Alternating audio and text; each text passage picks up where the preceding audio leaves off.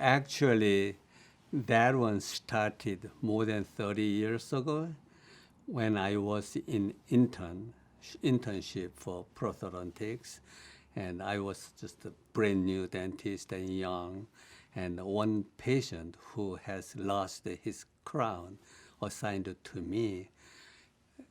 During the examination, I found that the crown, underneath the crown, the prepared part of the tooth, the dentin, is all rotten and gone, just empty. And the crown, that caused the crown fall off. So when I saw the crown, it was beautifully made crown, so it's a fall off. So I was so curious. How old was it? How long had that crown been on?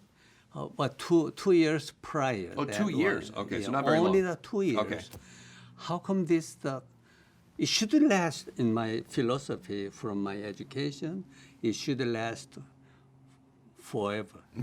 Hopefully. That's too much, Yes, but might be anyway, too much. long time. Yes.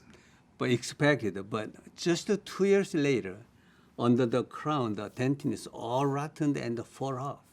So that makes me, why it happens? We try to help the Right. people. What happens? That is the beginning of a lifelong the research about Right. the crown seating. So that become my mission, that kind of mission that I should solve it. That's my personality. Once I have I have the problems, Right. I have to solve it. So that is my lifelong project to that. Well, it's a worthwhile one. It's worth having because crown and bridge is a big part of what dentists do Yes. day in and day out. And we need to be able to get complete seating of Right. those restorations. So first thing I thought was that crown was made short. So I checked every crown I have from the lab. I checked the margin every time. So I found that they make a little short, a little long, and I adjusted, tried to make it perfect. But the more research, I found that the decay under the crown mostly caused by the heavy proximal contact. So crown was not seated completely. Right. So it was not done complete marginal seating. Right. That's the major cause of the decay under the crown. Yep. And then how can I make this the contact just right?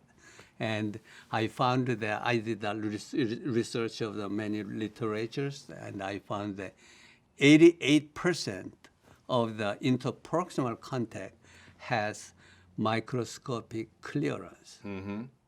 So when we restore the crown or the fillings, we have to restore the microscopic clearance or Right. passive contact.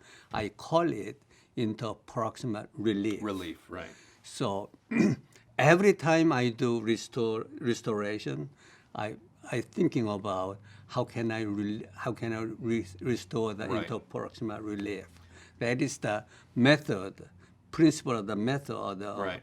restorative strip system of ContacEZ. Because we're taught to think, or at least I ended up thinking, that adjacent teeth, boom, are pushed together like this. Not quite like gears because there's no Right. teeth on them, but they're tight because the thing we always want to avoid at all costs is the open contact where the patient's getting food Right. caught in there constantly, and now it's a periodontal problem and probably recurrent Right. decay.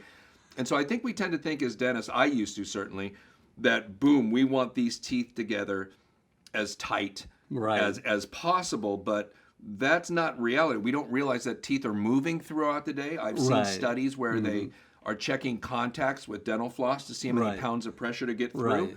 And it takes more pressure to get through in the morning on the same maxillary teeth than it does in the afternoon Right. because of the way teeth shift. So at the laboratory, one of the neat things when we started digitally designing crowns was we started designing all our crowns with that physiologic relief. So 10 microns open was the parameter. Right. And so dentists hear that you're designing their crowns 10 microns open contact, and they go, well, isn't that going to be an open contact? And we're like, well, no, we measured all the commercially available dental floss brands, and most dental floss brands are 60 microns thick. Right. So even if you design contacts that are 10 microns open, the floss still snaps through. If it's Right. 65 microns thick, it clicks and it snaps through, and it feels like a closed contact. So Right.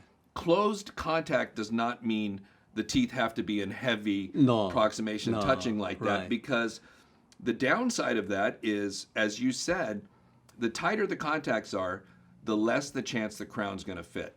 Because most crowns, if you look at it on the die, if you give your lab a good impression and you make a margin which is visible that they Right, can see, right. and you take a good impression, they're going to make a crown that fits the margins of the die. Now, if it won't go to place in the mouth, it's like 95% because of the Right. contacts.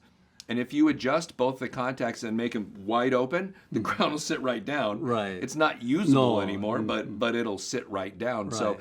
that concept of physiologic relief, I had seen that you had talked about that when seating crowns before, and how we need to have, we're not trying to cram everything No. together. We don't want a crown to push down as tight as it can. That's just not the way the human body, at least teeth, Okay. were designed. So when we started designing the crowns, 10 microns open, the complaints to the laboratory about I had to adjust the contacts of the crown too much, they went way down. Right. And so I know that what you're talking about is true, because we've seen it statistically in the dental laboratory.